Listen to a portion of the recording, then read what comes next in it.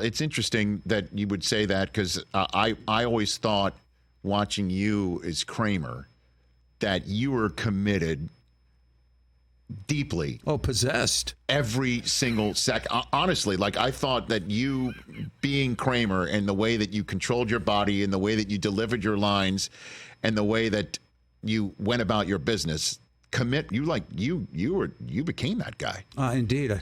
That's how far I go, yeah. Did you ever meet the real Cosmo Yeah, Kramer? I met Kenny. We hung out a few times. Nothing like the kind of Kramer I created, but I had to push it for comedic reasons, yeah. So that was not the real guy, is what you're saying, at all? Oh, no, no. When I started out and they were casting, Larry was still close to Kenny Kramer as he visualized the Kramer character. Yes. And he suggested I wear a ponytail because Kenny wore a ponytail. Yes.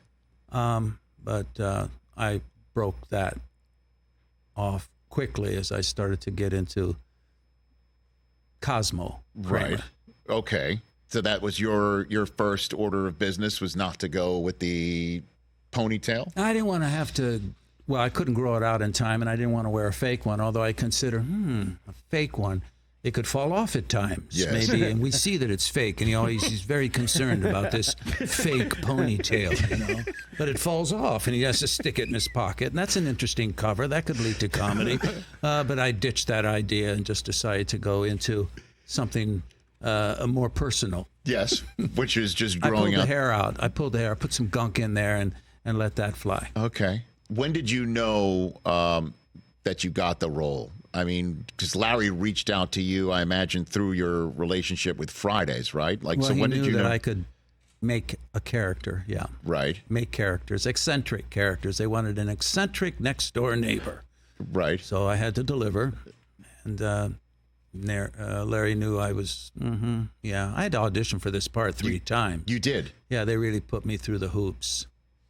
So when did you know you got it? I knew it. I mean, probably the second audition. I felt the chemistry with Jerry, and I was making the room laugh. So I knew I was close.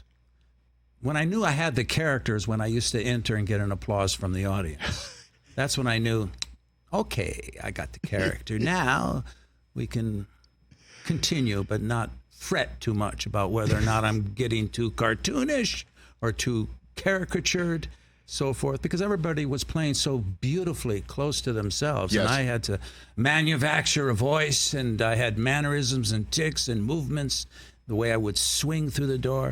There's a lot of little things about this character that had to be invented. Yeah, and then just the way that you would play him, Michael Richards. I got to be honest with you. I'll tell you what my favorite speech of yours is that I see all the time that is brilliant was you telling Jerry how if he gets married that he will lose all sense of himself and that you sit down and you can't watch TV while you're eating, that's out. Yeah, you have to talk about your day. That speech is absolutely brilliant. I can't get enough of that. Oh, good. Yeah, that really shows how individuated Kramer was. He didn't have a relationship going at all, really. Right. Marriage. But you have to talk about your day and how was your day today. And so when you read that script, how do you come up with? Well, I was single at the time, so I could kind of relate to that. I just come out of a marriage too. Right. And I was brokenhearted from all that. Mm-hmm. So, yeah, I could kind of do have some personal connection to that. But ultimately, I'm all for marriage. So, of course. Yeah. But it does speak quite a bit in just the way that you actually use your voice and describe it. It's brilliant. It's fantastic. Thank you. You're very welcome. Rich. Catch the Rich Eisen Show every single day on the Roku channel, 12 to 3 Eastern, for free.